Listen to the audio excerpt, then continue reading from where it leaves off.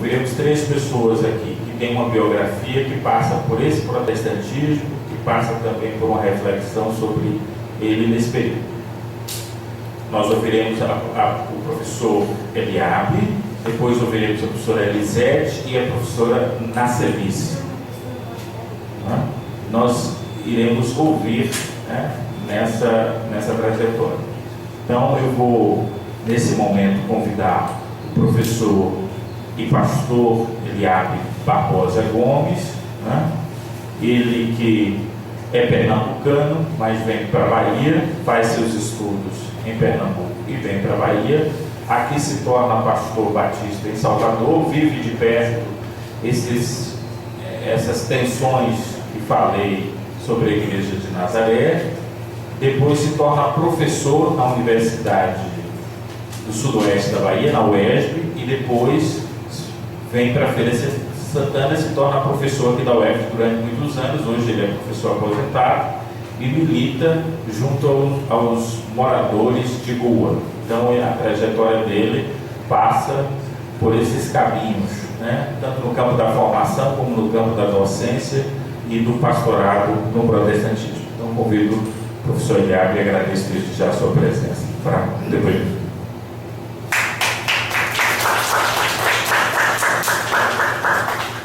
Antes de ouvir o professor, eu queria passar a mesa aqui ao pastor João Ginelli para continuar dirigindo os trabalhos. Eu estarei aí na plateia ajeitando a exposição.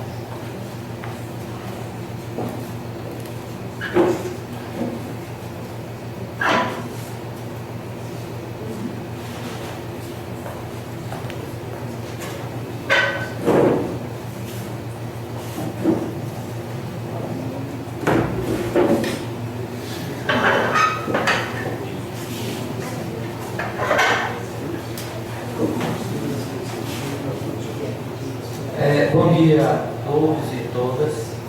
Eu me chamo Eliabe Barbosa Gomes. Corrigindo o Nélio, quando ele disse que eu fui para Nazaré e depois eu fui para a universidade. Foi antes de Nazaré que eu me tornei professor na UESB. E depois eu vim para a Feira de Santana, tive o privilégio de trabalhar durante um período grande como professor na UESB. Bem, eu quero agradecer e dizer o seguinte, que eu vou falar tranquilamente da minha experiência, do que eu vivi, certo? Do que eu vivi. E antes de começar a palavra, essa apresentação, eu gostaria de indicar um livro, O que Resta da Ditadura.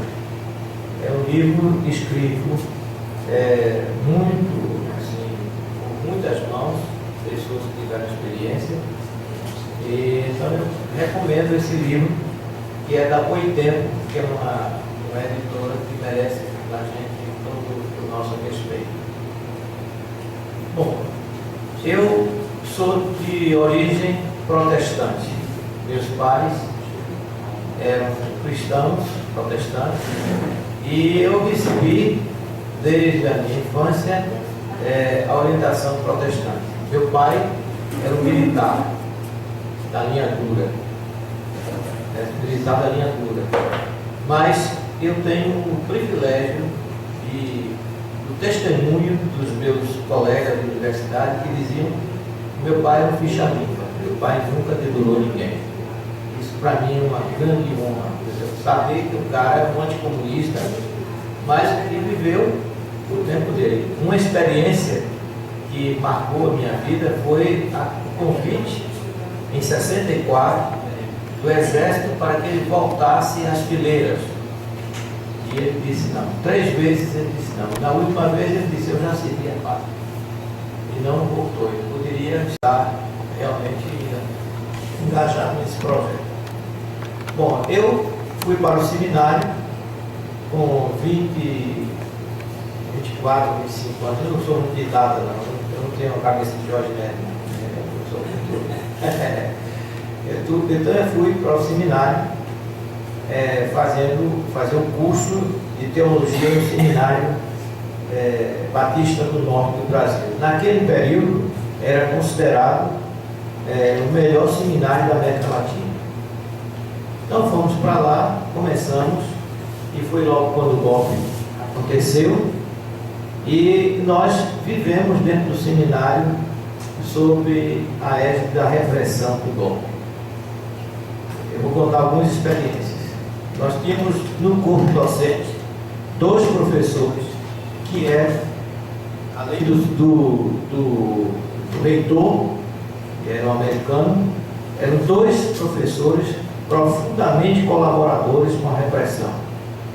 E vou dizer o nome dos 2, eu tenho um negócio comigo. Se apresentava com 2 nomes na igreja que eu fazia parte. Era Manuel Barbosa, o nome não era esse, o nome era esse, Manuel Barbosa, e Isaac Aragão lá fora. Quer dizer, realmente era, por aí vocês veem. Esse cidadão foi um cidadão muito colaborador com a repressão. Ele não fazia, ele não era do esquema do chicote, mas era ele quem fazia as interpretações dos documentos. Portanto, intelectual, né? Entre aspas.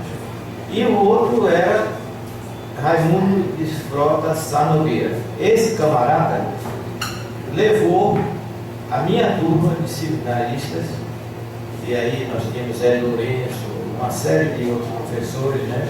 Tomás Ruba, levou-nos a queimar os nossos livros. Eu tinha muito livro, eu chorando e queimando os livros, por exemplo, Capital de Marx. Então nós fomos obrigados a fazer isso sob pena de sermos expulsos do seminário. Nós fomos obrigados a fazer isso, essa fogueira, né? Esse cidadão é um excelente colaborador, e ele vivia dentro do seminário nos pesquisas. Repara bem, uma coisa tão paranoica, sei lá, como é que dá o nome, que tinha um colega meu que fazia reuniões de oração no quarto, o pastor Ivaldo Carneiro. Esse rapaz foi expulso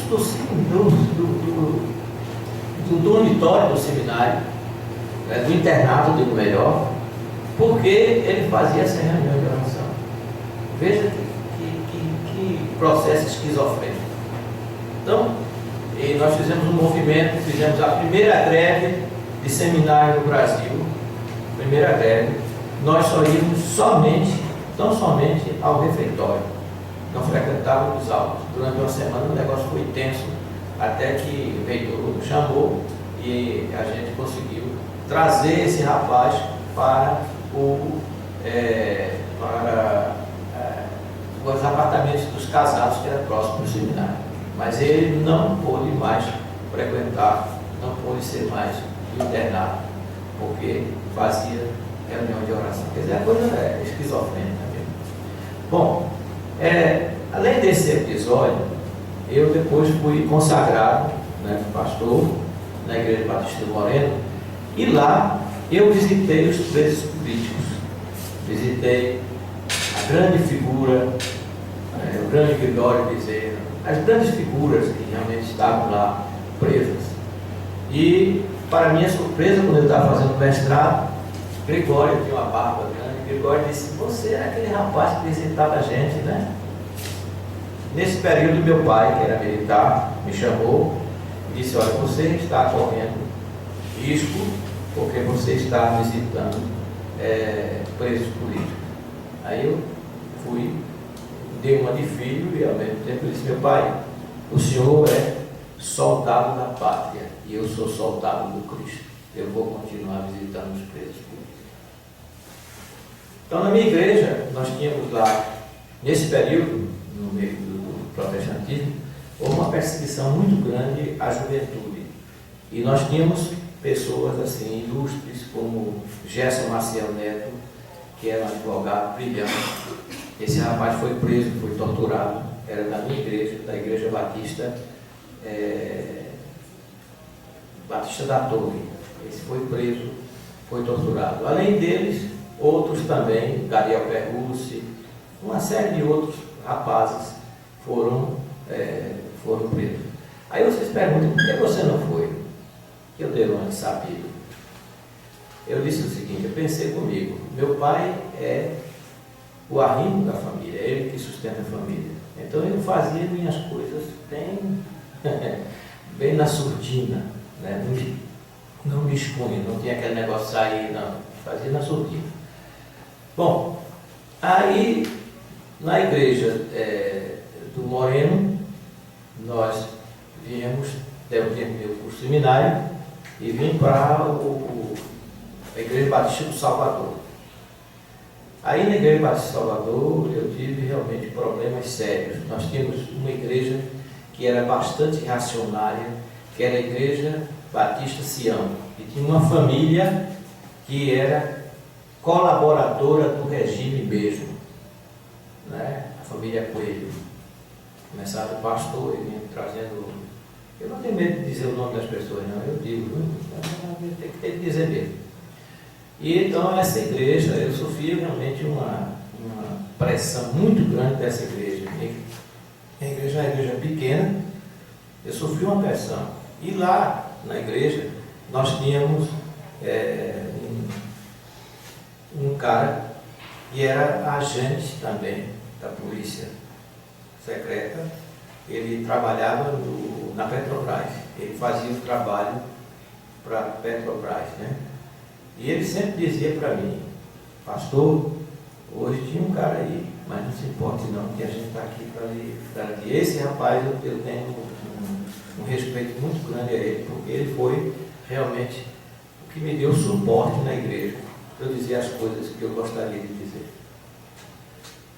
Então, daí a minha trajetória toda foi uma trajetória de resistência. Eu não me conformo de forma alguma com um país como o nosso, onde existe miséria. Não há razão de ser para um Brasil que a miséria seja realmente uma presença que deixa a gente bastante chocado. E eu sempre me dediquei o trabalho com as pessoas menos aquinhoadas, né? menos, sei lá, de menor poder aquisitivo, ou de poder aquisitivo nenhum. Eu sempre trabalhei na Igreja do Salvador, era uma igreja também assim, bastante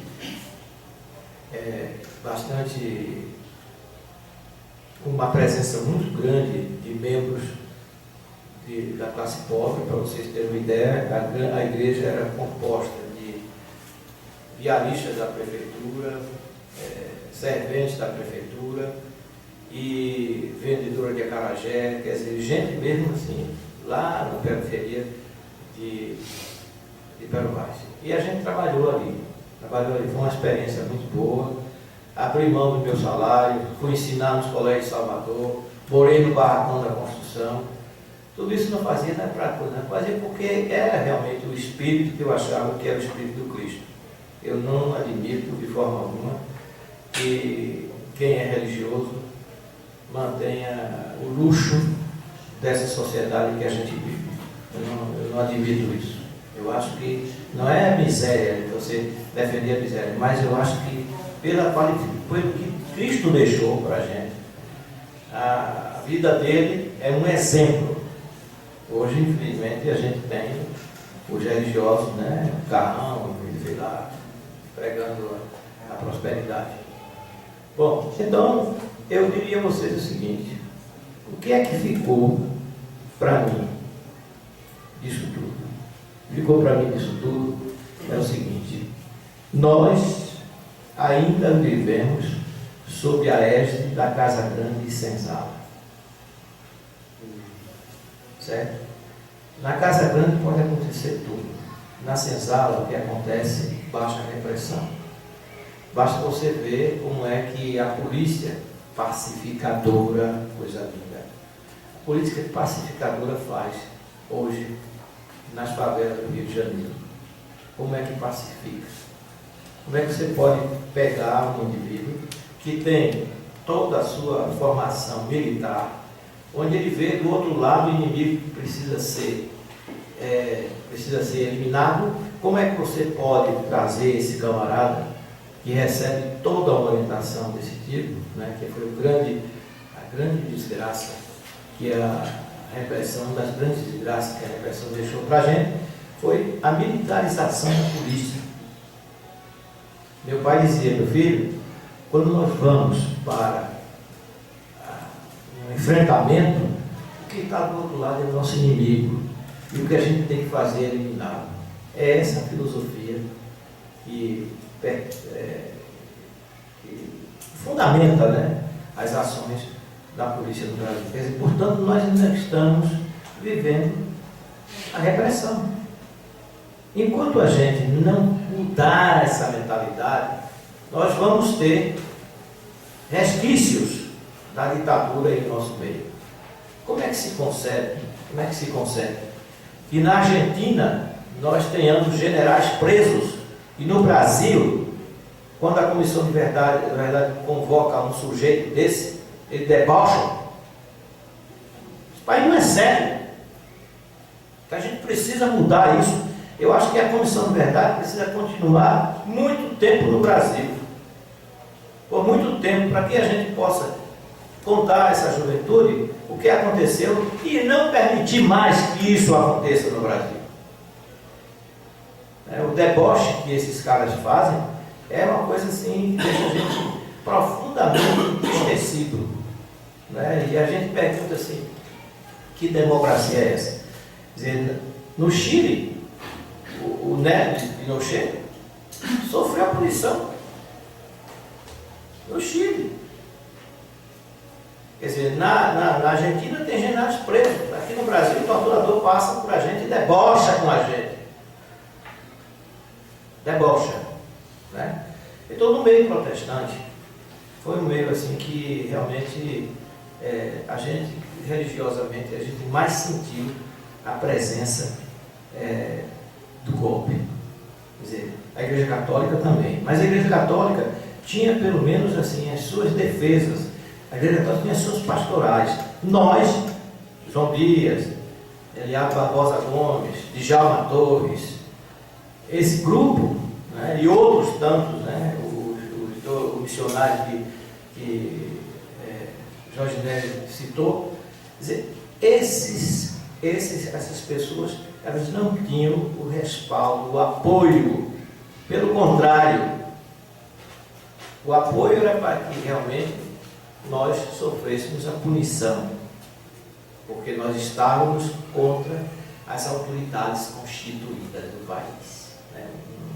É uma maldição que a gente tem na interpretação, que diz que nós devemos ser sujeitos a todas as autoridades, né? A palavra diz isso, né? Quer ser boas ou mais. Eu não tenho obrigação nenhuma, porque isso está na Bíblia, de obedecer. Se a autoridade é uma autoridade repressiva, que não respeita os direitos humanos, eu não tenho, como representante religioso, compromisso em defender essa autoridade. Pelo contrário, eu tenho que fazer frente, eu tenho que brigar com essa autoridade para que ela mude, né? Então, esse período foi assim, um período assim, para o protestantismo, foi um período assim, que a gente poderia dizer assim, em que o protestantismo colaborou em muito com a repressão. Nós temos hoje notícia de torturadores que eram evangélicos, que torturavam durante a noite e durante o dia distribuíam evangelhos. O cara torturava durante a noite e depois saía distribuindo textos do Evangelho para os presos. Então nós temos a notícia de elementos da igreja que eram realmente, não eram só colaboradores, eles eram torturadores. E é uma coisa, Jorge, né, que a gente precisa descobrir esses caras, denunciar esses caras. Sabe, fazer um trabalho investigativo e denunciar mesmo. É um dever da gente distribuir, denunciar. Esse Manuel Barbosa, o Isaac Aragão, para você ter uma ideia só de como é a coisa, eu fiz o mestrado em Recife, de Sociologia. Aí fiz o teste, né? E eu pedi aos professores que me dessem a notícia logo, porque eu precisava pedir minha liberação. Aí a coordenadora, uma figura, disse para mim: não se importe, Eliane, nós daremos a notícia a você assim que tivermos o resultado. Aí eu vi. Mas no máximo, segunda-feira, essa notícia está chegando. Veio segunda, nada. Veio terça, nada. Veio quarta, nada. Aí eu fiquei angustiado. Eu fui reprovado, porque não tem coisa pior para um professor universitário do que ser reprovado no curso de pós-graduação. Isso depõe, né? Aí eu peguei o telefone e telefonei para o mestrado. Aí a coordenadora me parabenizou. Você foi aprovado em um bom lugar, né? Você foi o terceiro da turma, no meio de 15. E prepare os seus documentos. Aí eu fiquei com uma alegria muito grande, né? Eu estava deprimido, fiquei com uma alegria. Peguei o telefone e telefonei para o meu pai. E disse: meu pai, eu quero comunicar. Eu fui aprovado no mestrado. Ele disse: desde segunda-feira que eu sabia. Isaac Aragão telefonou para mim. Sabe o que acontecia? Todos nós que fazíamos os cursos lá no Recife, os cursos na área de humanas, nosso nome ia para o serviço secreto. Nosso nome ia para o serviço secreto. Então vocês veem uma coisa simples, mas é realmente significativo. Como era que nós éramos vigiados. Controle muito grande, né? Controle sobre a gente. Então veja bem, eu hoje, eu digo sempre assim, perguntam: você é pastor? Eu sou pastor da rua. Eu trabalho com os moradores de rua de Feira de Santana. Estamos fazendo até uma pesquisa com a universidade sobre a situação socioeconômica, a situação realmente, um perfil desses moradores. E eu faço porque eu considero um grupo esquecido. Se vocês puderem, leiam o livro Cama de Cimento. Vocês vão ver a experiência de um professor da USP que se travestiu, né, de morador de rua e trabalhou como lixão, pegando na universidade. Como os colegas passavam por ele, foi esquecido. Invisibilidade. O cara num curso de doutorado, invisível pelos colegas. Então eu realmente hoje digo o seguinte: eu trabalho na rua, eu trabalho com morador de rua e já sofri também com moradores de rua. Eu, por exemplo, estou em Salvador, digo sempre deportado, porque o morador de rua me ameaçou de morte aqui, depois de fazer umas besteiras, e eu ajudava ele muito, e ele disse que ia meter o revólver na minha cara e ia arrebentar a minha cara. Eu caí fora, eu já sabia, ele vivia, saía comigo, ia para Palocas. Então hoje eu me dedico a esse trabalho. E me dedico porque eu tenho todo um respaldo de uma visão de protestantismo que não é essa visão burguesa, essa visão em que você trabalha na igreja para poder usufruir dinheiro ou preparar pessoas para poder ganhar dinheiro. Não é esse meu ideal. Não é esse o meu ideal. Então veja bem, eu diria a você o seguinte, que para mim foi muito bom eu ter, mesmo sendo filho de militar, de linha dura, mesmo sendo protestante, ter o privilégio de o Espírito de Deus colocar no meu coração e eu me dedicar às pessoas que são menos favorecidas no sistema da gente. A gente sabe o que aconteceu aí nas últimas eleições, como é que a Casa Grande se movimentou. O que é que ela fez? Ela usou todos os meios para poder continuar, para poder inclusive, né, continuar, poder assumir realmente isso daí.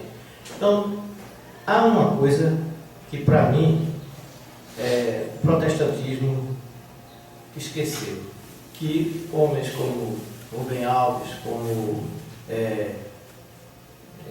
João Dias, esses homens lutaram. Rubem Alves tem um livro fantástico, para mim é um dos melhores trabalhos sobre protestantismo e repressão. É um livro que eu recomendo qualquer pessoa ler. Então, esses homens, eles me deram não só inspiração, mas suporte para ver um outro tipo de evangelho, né?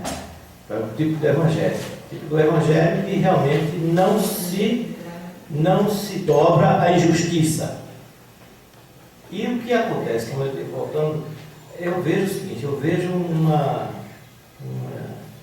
desconhecimento por parte dos que são religiosos, não é o caso de Jorge Nélio, de outros pastores que nós temos, jovens, mas um desconhecimento do que é a sociedade, do que é a sociologia, do que é a análise da sociedade, do que é a sociedade brasileira.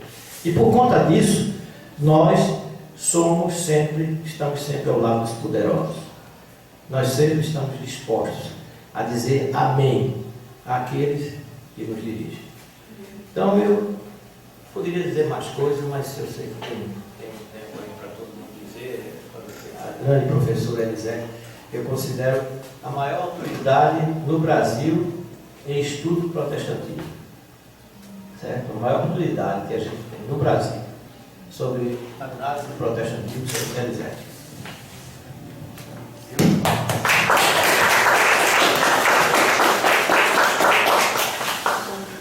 Abrir para os membros da Comissão da Verdade. Se quiserem fazer mais alguma pergunta ao pastor Iabe, que ele possa. Só o senhor, no caso, o senhor atua com a população de Joaquim inteira em Salvador.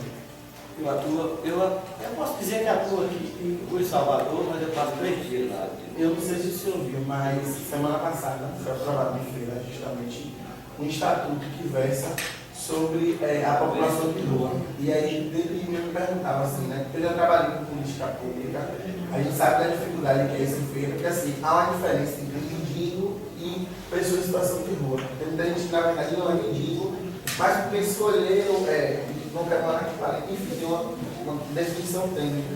E assim, eu me perguntava, meu Deus, me desculpe o termo chulo, que miséria não vem de lá para cá.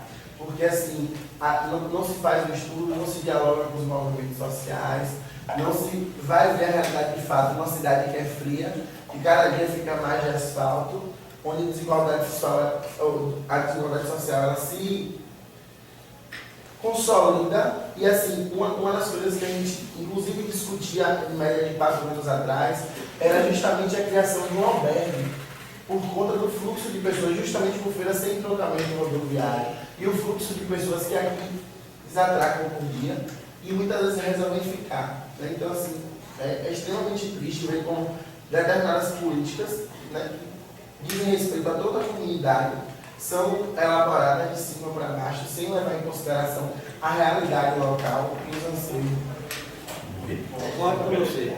Eu gostaria de pedir ao professor Eliabe, ainda falando sobre a sua trajetória na ditadura, seja atuando aí como pastor, né, e esses depoimentos, se ele pudesse conversar conosco também sobre a sua atuação como docente nas universidades no período, como também você percebia essa questão da ditadura. Bom, eu vou citar um exemplo primeiro, que foi minha experiência em Conquista. Em Conquista eu fui diretor da escola de menores, morei na escola de menores, comi a comida que os meninos comiam, vamos que diga isso, né? E eu tive experiências assim muito assim, tristes, né? Muito tristes.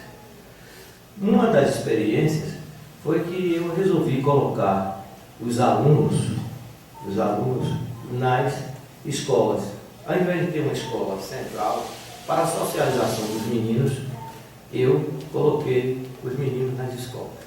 E eu visitava, todo dia eu pegava meu carrinho, saía, que minha fubiquinha, saía visitando. Qual não foi a minha surpresa? Em que a maçonaria começou, se tem algum maçom aqui, desculpe, mas tenho que dizer, a maçonaria começou a retirar o apoio da escola. E as mães, que eram mães pobres, estavam dizendo que eu estava trabalhando para corromper os filhos dela. E eu não tive apoio da igreja. Eu fui na casa de um pastor e ele disse para mim, olha, eu queria dizer a você que você sabe, você está na escola, limpa os pés aí, porque você sabe, gente, desse tipo. Bom, com relação à minha experiência como professor, eu sempre fiz parte da resistência. Eu sempre fiz parte, sem ser vedete, não, sempre fiz parte da resistência. E, na verdade, a gente era realmente discriminado nesse período, né? Era discriminado pelas reitorias, né? Por aqueles que estavam no poder. Isso tanto de conquista, não tem, em feira não foi nem tanto, mas de conquista principalmente. Né? Conquista.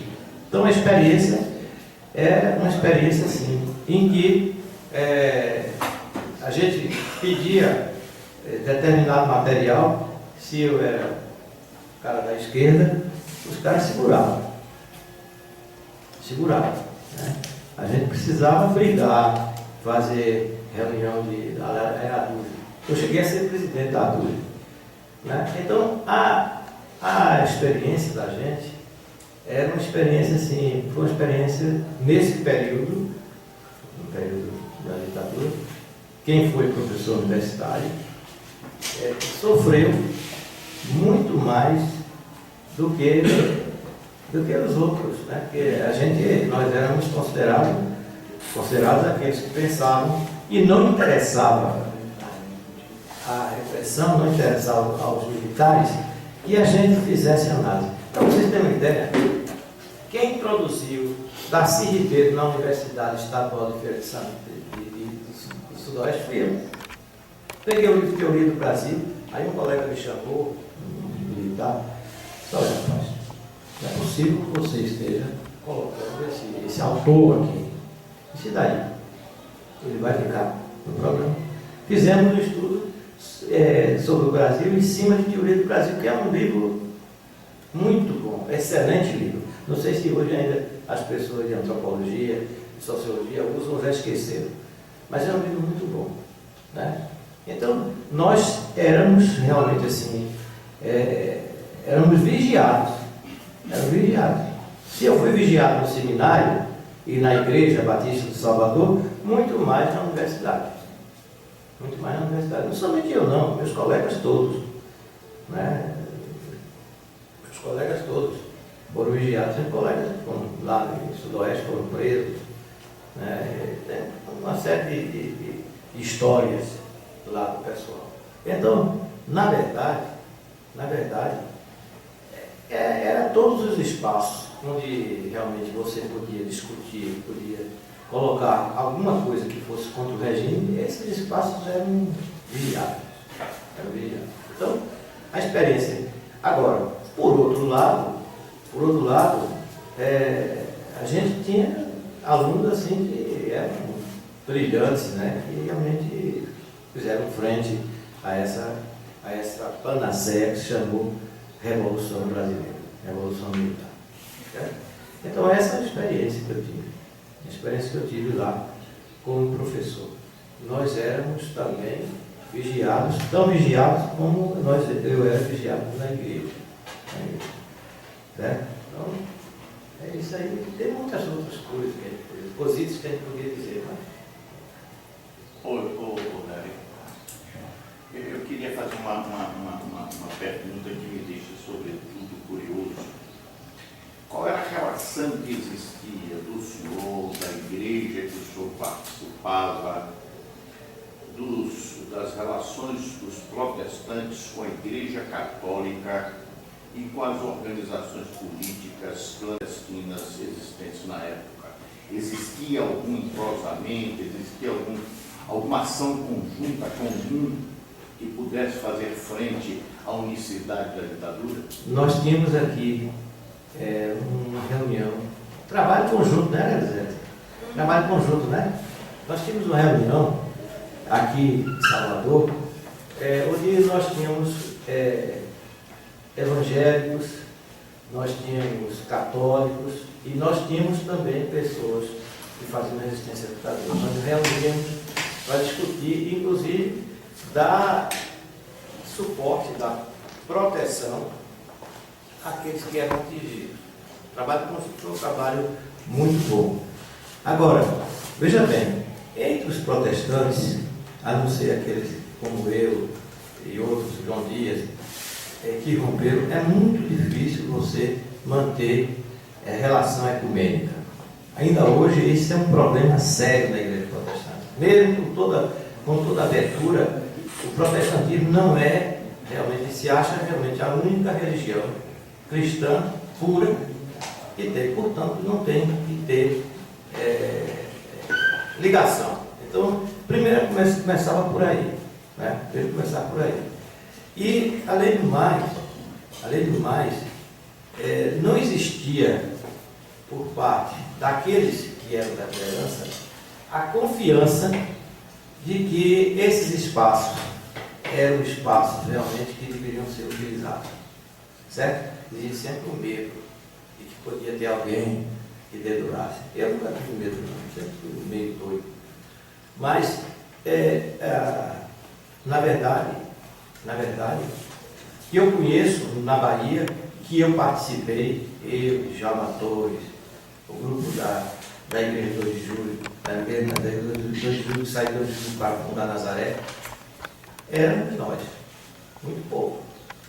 Não era realmente assim, uma representação da Igreja protestante, certo? Como a Igreja Católica tinha. A Igreja Católica tinha defesa. Você pega, por exemplo, Brasil Nunca Mais, Olho por Olho, o livro que escreve a história, é uma coisa que você fica encantado de ver como a igreja agiu em São Paulo, como a igreja se organizou em São Paulo e produziu Brasil Nunca Mais, que é um livro realmente fantástico.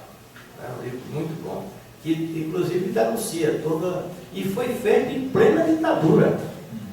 Em plena ditadura, é bom que se diga, em plena ditadura, esse livro foi elaborado. Quer dizer, quando a gente lê assim, a gente fica feliz em ver o depoimento do livro em que as pessoas, eles tinham um sistema, eles se organizavam em determinado lugar. Quando eles descobriam algum perigo, eles iam para outro lugar. Quer dizer, eles ficavam assim e deixavam, desarmavam. Armaram coisas assim que são geniais, simples a gente pode achar assim. O fato, por exemplo, dos advogados ficarem com os documentos no fim de semana e fazerem cópia dos documentos, certo? Os documentos que tinham da repressão. E outros tantos fatos. Então, a resistência do missionário, a resistência do Jaime Wright e o bispo e o Paulo é uma coisa extraordinária. Ali são documentos que a história de pessoas que colocaram em risco a sua própria vida. O irmão dele foi torturado muito, né? Então, eu não vejo assim, eu não tenho assim, notícia de que a gente tinha grupos assim, mas grupos eram clandestinos que a gente se reunia, a gente sabe, para a gente discutir como a gente fazia a resistência, como levar a resistência, que é muito sério, muito sério. Eu não sei se eu respondi sua pergunta. Não, por favor. Vem muito a propósito do grupo formado em São Paulo, com a participação da Arquidiocese de São Paulo, o pastor Wright e uma jornalista, para desenvolver aquele trabalho todo. A pergunta mais em relação à Bahia tinha um pouco esse foco. Bahia, porque a Bahia tem uma coisa, a Bahia tem coisa que os bispos que mandaram para aqui eram bispos bastante conservadores. Desculpe, bastante conservadores. E isso realmente, né, eu não quero entrar muito nisso aí, né, que é na seara dos outros. Não. Mas os beneditinos. Não, beneditino não, aí não. Aí não. Só acolhiam lá. E justamente esse movimento do mundo, porque era por eles. Estimularam vários movimentos. Na época eu estudei na Universidade Central da Bahia e um dos períodos em que nós fomos para as ruas, fomos estudando, eu passei uma semana lá dentro do convento. A época de Dom Timóteo Anastácio. Dom Timóteo era uma figura linda, belíssima. Exatamente. Então nós temos na Bahia o grosso da Igreja Católica era pró-ditadura, mas existiam alguns focos de Resistência, não tenha dúvida. e um deles que não vinha até o interior, mas na capital era muito aberto e muito procurado, que eram os indígenas. Isso é verdade. Agora, aqui em Feira de Santana, em especial, tinha uma figura um capelão do exército, que era terrível, né? Ele invadia casas noturnas, pegava marido do casado que estivesse na rua por 10 horas pelo braço para levar para casa, esse homem era... Esse é famoso. Esse é famoso. Mas não foi no meu tempo, não. Acho que quando eu cheguei, ele já tinha morrido ou ido embora. Não sei. Ele voltou para Salvador. Estou passando. Pegava aquele problema, Foi nossa.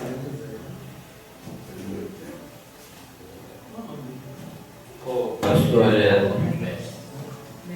eu gostaria de reportar aqui uma figura que viveu em Feira, ainda é vivo, que chegou em Feira com um trabalho social bom, teve no início de sua carreira em Feira uma ação progressista, era protestante. Inclusive, eu participei da primeira reunião ecumênica que nós fizemos aqui. Nessa reunião eu estive presente. Albertino, o menino que representava o Centro Espírita, que eu me esqueço o nome dele, que era do Correio, e o pastor Josué. Josué Melo. O que foi candidato a prefeito. Foi reitor do UFC. Foi reitor. Ele teve aqui, eu cansei de levar, a pedido dele, todas as publicações que nós tínhamos, o jornal Movimento do Partido Comunista, outros documentos, e ele fez aquele trabalho do SIM, que eu achei que era muito importante. Logo depois, o pastor Josué Melo vira a casaca, como diz na história, né? Só que hoje ele volta, parece que para a direção do 2 de julho, coisa, não está mais lá não. Eu queria justamente saber essa trajetória dele. Ele chegou em Feira de Santana, procurou Chico Pinto com uma carta de Lisânias Maciel, que era um dos deputados do grupo autêntico, que Chico Pinto compunha. E Lisânias era da linha de frente, parece até que era também protestante. E ele chegou com uma carta de apresentação a Chico Pinto, que fazia muita cara de Chico Pinto. Eu me lembro do registro desses fatos. Ele veio para aqui como um progressista, como um avançado, um pastor ligado a esta linha. Eu posso dizer um negócio para vocês, pode ser assim, vocês podem até me jogar pedra. Eu tenho um direito de falar disso aí, né? Porque eu também sou religioso. José Melo é um oportunista. O que eu quero dizer para vocês é isso, é um oportunista. Naquele momento, a esquerda realmente dava a ele a condição de ser representado. Logo que ele viu que realmente não era isso, ele foi para o outro lado. Eu não posso comparar Josué Melo com o João Dias. João Dias foi um homem de trajetória ilibada. Eu, quando falo, me emociono. Eu fui no tempo do seminário, que ele era professor, a gente tinha um respeito muito grande por ele. Essa expulsão dele do seminário foi uma coisa traumática. Desrespeitosa, sem nada, não somente botaram para fora do seminário. Agora, eu não posso comparar João Dias com colocar João Dias no mesmo diapasão. Me desculpe, Josué Melo, se não estiver aqui presente, mas eu diria a ele isso. Diria isso, e tranquilamente, com a maior tranquilidade, maior cara de pau. Diria para ele: você é um oportunista. Certo? Pois não? Eu quero fazer uma pergunta. Eu quero me comunicar, que não é bem uma pergunta, ao pastor Jorge. Nós somos conterrâneos. E você conta a história do primário, né? Quando primário. E a realidade do ginásio, que na época eu já adulta, mas eu vim fazer o ginásio a partir dos 24, 25 anos. Aí, como membro, parece que era secretária do Grêmio, então naquele período, 68, a realidade do estudante era talvez até mais grave do que o primário, né? Porque o primário ele presenciava e no ginásio você vivia. Então era muito difícil. E hoje há um conflito nisso. Quer dizer que por conta de muitas da realidade da mudança, então fica difícil você colocar determinadas afirmações, porque vai de encontro também a posicionamentos que não coadunam. Mas o que é interessante é que, como membro do Grêmio, nós conhecemos Juarez Bahia, que foi um jornalista a nível nacional, mesmo que ele foi jornalista dos diários associados e era ferense. Nós, como membros do Grêmio, fizemos uma entrevista com Juarez Bahia. E eu acho que isso despertou uma suscitação assim, de opiniões, e a realidade estava condizente com esse tititi, essa preocupação. Isso gerou um certo terror. E junto com o diretor, que na época era um senhor de fora, então ele suspendeu o aluno, ele suspendeu, por exemplo, eu fui suspensa, mas não foi uma suspensão oficial que provasse essa suspensão. E aí eu fiquei impedida de frequentar a aula, porque eu, como aluna, eu não podia me mandar e frequentar, mas eu fiquei fora e pedi aos professores para não colocar a falta. Então foi uma coisa assim, como eu do Grêmio, membro, então ficava muito, inclusive para os colegas, aquele papel, não é? Uma pessoa que já era adulta, aí era líder, certamente, assim, pelo menos a maioria dos estudantes ouviam, aí eu ficava naquele papel ridículo. Ia falar com o professor, não podia entrar, não podia ficar no colégio. Então, a realidade nossa foi muito difícil. E por conta que nós fundamos um jornalzinho e fizemos a entrevista para publicar no jornalzinho. E ele nem conseguiu ir adiante. Muito ousadia. Agradecer Muito ousadia para ele. Agradecer. Fantástico. Foi muito difícil. Só uma dúvida assim. Eu não conheço essa segunda audiência que eu não fui, a última que eu fui foi lá no módulo novo de História, quando vai para o mestrado. E assim, uma das coisas que inclusive se discute hoje dentro do ABU é justamente assim. A comissão, na verdade, o foco dela é justamente ouvir os relatos para identificar os torturadores, as práticas e tal. Mas assim, numa outra perspectiva, como anda, no caso, a discussão sobre, por exemplo,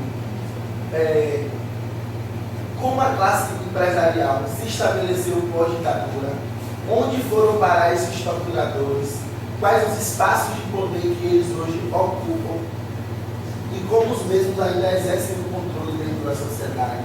Porque, assim, uma crítica assim, do ponto de vista constitutivo, acho que é extremamente importante, principalmente para identificar, para que a gente consiga se trazer justiça, se trazer a verdade à tona e através disso, quem sabe, se conseguir justiça no sentido de punição para esses torturadores. Mas, muito mais além, a gente tem todo um projeto de uma burguesia empresarial que se estabeleceu e se consolidou, que hoje ocupa espaços de poder e que, acima de tudo, exerce o controle ainda hoje e que simplesmente passa despercebido. Por exemplo, em Feira de Santana, a família Falcão foi uma das famílias que ajudou a estruturar a hegemonia do poder dentro da cidade. Como é que, assim, dentro dessa perspectiva, como é que anda a Comissão da Verdade nesse sentido?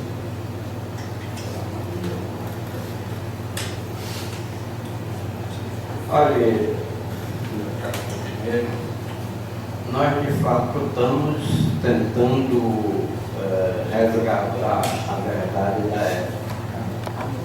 Estamos chegando agora, no prazo de dezembro, para o primeiro relatório parcial. Mas na última reunião esteve conosco o jornalista Carlos Navarro, que está na coordenação da Comissão Estadual, né? E ele nos trouxe a seguinte informação, que os nossos trabalhos não acabarão agora em dezembro, como no início nós pensávamos que acabar. Nós temos um prazo na Bahia até agosto, e está havendo aí uma proposta, parece que já praticamente vai ser aprovada, da extensão também da Comissão Nacional da Verdade até o ano de 2016. O grande trabalho nesse pós-depoimentos, né? É certo, se aparecer outros, nós iremos tomar para refazer, já que essa é parcial, para acrescentar ao relatório final. Mas o grande trabalho que se propõe agora para a Comissão da Verdade a partir do próximo ano é uma luta nacional, sistemática, para mudar a lei da anistia, para dar força à Comissão da Verdade e à sociedade brasileira de fato apurar e punir todos esses oportunistas, todos os torturadores, todos os assassinos, porque teve torturadores, teve assassinos também, né? Nós vimos aí na televisão alguns depoimentos, né? Provocados pela Comissão da Verdade, depoimentos que alguns militares prestaram à Comissão da Verdade. Como também aqui em Feira, nós já não conseguimos ouvir nenhum desses delatores, deduros e participantes da ditadura civil-militar, mas nós convidamos os vivos que estão aí por carta, né? Só recebemos uma resposta, mas continuaremos nessa luta. Eu acho que o próximo passo não vai ser tanto da gente estar fazendo essas audiências públicas.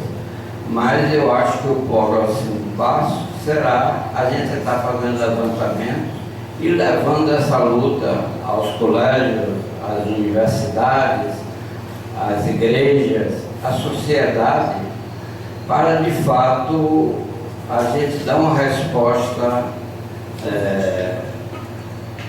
com segurança e conseguir da sociedade que faça pressão a esse Congresso que está aí, cada dia é mais conservador, para que a gente consiga mudar a lei da anistia. E aí sim, nós teremos força para punir aqueles que de fato foram os algozes, foram os torturadores, foram os assassinos desse período. Aproveitando essa colocação do senhor Aureliano, que convite sobre o formulário e até mesmo divulgado de imprensa sobre pessoas que tiveram participação, moderadores, e que até mesmo foram ouvidos em inquéritos militares. Eu me dediquei, na segunda-feira, a fazer uma leitura do jornal Folha do Norte, período de 1964. E um dos primeiros atos do Joselito Falcão de Amorim, ao assumir o governo de Feira de Santana, foi constituir uma comissão para apurar desvios financeiros do governo de Francisco Pinto. E se esse desvio também de verbas federais tivesse constatado, eles fariam denúncias. Para a Feira de Santana veio uma comissão que, inclusive, estava integrada pelo coronel Luiz Arthur de Carvalho, e constatou que não havia nenhum ato de desvio de recursos financeiros.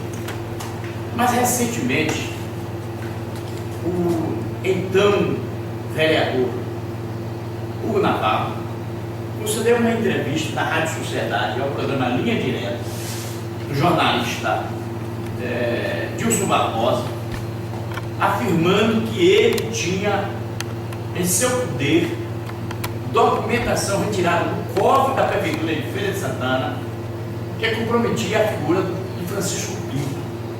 Ora, no momento em que uma pessoa que fazia parte do Legislativo e se apodera de documentos do Poder Executivo e tem essa documentação que ele diz que está sob sua guarda, eu acho que a Comissão da Verdade deveria buscar ouvi-lo e, em caso de omissão dele, denunciá-lo e ter se apropriado de documentação municipal e ter sob sua guarda.